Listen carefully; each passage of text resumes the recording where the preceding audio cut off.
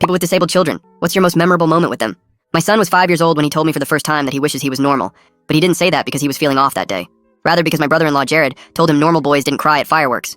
That moment broke me, because despite my son being high-functioning autistic and cognitively brilliant, he already knew that he was not good enough for the people around us. My wife left when he was 4 and blamed him. She told him he was defective, and after she left, her family started hovering over us like a pack of seagulls circling a french fry.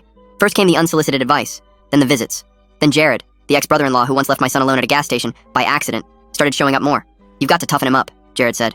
"He needs to learn to stop whining over stupid things like sound." That same week, he tricked my son into getting into his truck for ice cream, then left him at a playground 3 towns over, and called CPS on me for neglect. It thankfully didn't stick, but it planted a seed in my in-laws' head that I was unfit to parent. Soon after, my ex-wife's parents filed for emergency custody, but they didn't use the gas station or the ice cream incident to prove their point. Instead, they used my son's autistic behavior to prove that I was abusive.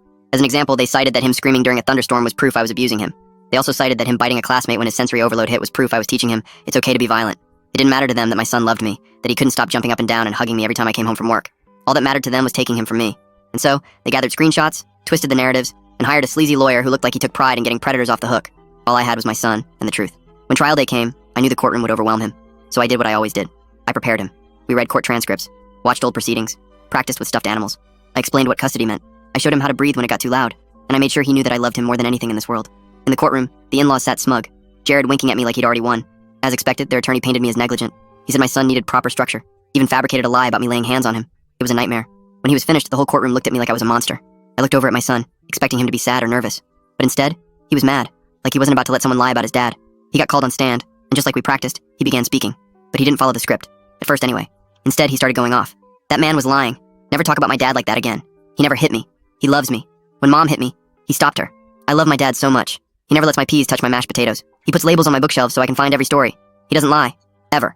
The room stilled. "I know Article 3 of the Family Code," my son added. "It says the court wants what is best for me, and what is best for me is staying with my dad."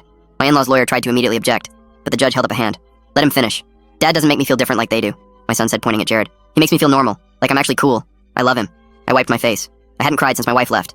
But that day, I couldn't stop bawling looking at my son. The judge ruled in our favor. Full custody to me. No visitation rights were granted to the in-laws. Jared stood up, red-faced. "This is a joke!" The bailiff approached him as he continued to yell. "You'll regret this. You think this ends here?" They were escorted out. But as they passed, my ex-mother-in-law said, "You don't know what you've started." The full story where the in-laws go crazy is in the link below.